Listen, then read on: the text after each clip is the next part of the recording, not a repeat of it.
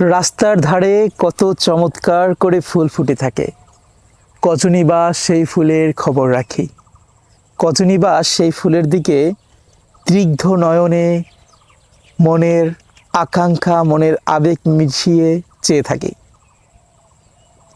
কজনই বা এটা করি না, করা হয়ও না।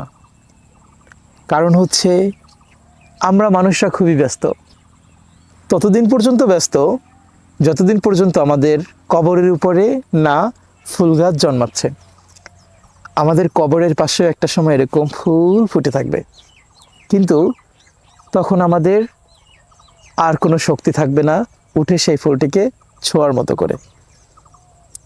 না থাকবে কোনো শক্তি, না থাকবে কোনো সামর্থ্য। এমনই হয় মানুষের জীবন। এত ব্যস্ত মানুষ, এত ব্যস্ত যে সৃষ্টিকর্তা তাদেরকে বানিয়েছেন তার নাম নেওয়াটাও ভুলে যায়, তার সৃষ্টি দেখাটাও ভুলে যায়।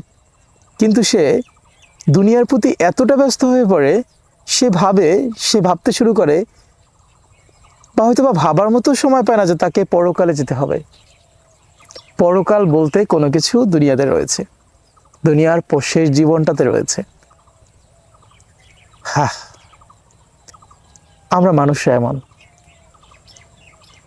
কেমন যেন যেখান থেকে তার সব কিছু, যেখান থেকে তার তৈরি, যেখান থেকে তার যার সৃষ্টি, সেগুলোকেও ভুলে যাই। এমন জীবন আমরা কাটাই।